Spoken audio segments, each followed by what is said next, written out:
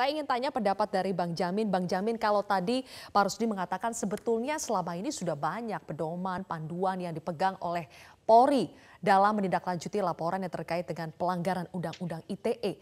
Kalau sudah banyak pedomannya, masalahnya apa sehingga akhirnya timbul persoalan selama ini penegak hukum menimbulkan rasa ketidakadilan, kemudian muncul revisi Undang-Undang, wacana untuk merevisi Undang-Undang ITE.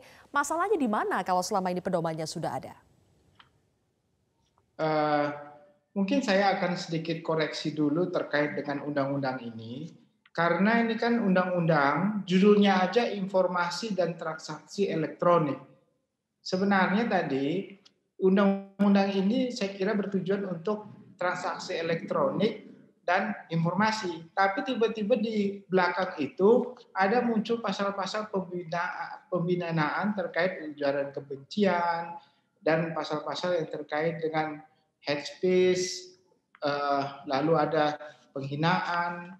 Nah, sebenarnya saya mau mengatakan begini, alangkah baiknya, saya setuju dengan Pak Jokowi yang mengatakan bahwasannya harus dipisahkan konteks tindakan-tindakan yang bersifat personal, ya, yang terkait dengan Undang-Undang ITE ini yang terkait dengan kebencian dan pencemaran nama baik dan penghinaan dengan yang terkait dengan kepentingan umum terkait dengan negara contohnya.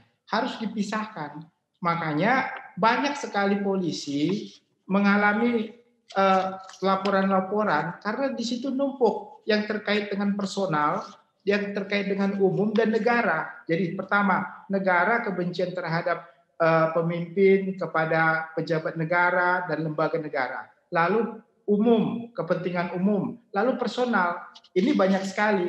Dari catatan saya di ICJR aja penelitian tahun 2016 sampai tahun Februari 2020 itu penghukuman itu sampai dengan 88% dihukum yang ada laporan seperti ini. Ini kan artinya menunjukkan setiap laporan kemungkinan dimasuk penjara itu tinggi, hampir 88%.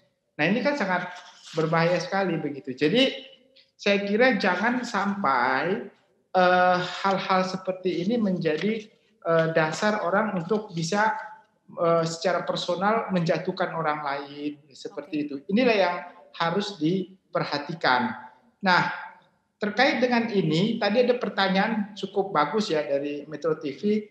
Apa sebenarnya yang mau diperbaiki? Undang-undangnya kah atau waktu pelaksanaannya yang kurang tepat? Sebenarnya undang-undangnya bagus, terus pelaksanaannya tidak tepat. Saya mengutip kalimat seorang filsuf ya atau seorang penegak hukum namanya Taverne. Hidup di tahun 1874 sampai 1999. Beri aku hakim, jaksa, polisi dan advokat yang benar, niscaya aku akan berantas kejahatan meski tanpa undang-undang. Hmm. Jadi itu apa katanya? Sebenarnya kalau polisinya sudah bagus, jaksanya sudah bagus, advokatnya tidak bagus, nggak perlu undang-undang pun juga bagus. Tapi kan kita nggak sampai hal seperti itu ya. Oke. Undang-undang itu kan tadi Pak Mahfud pernah mengatakan itu kan karena kesepakatan.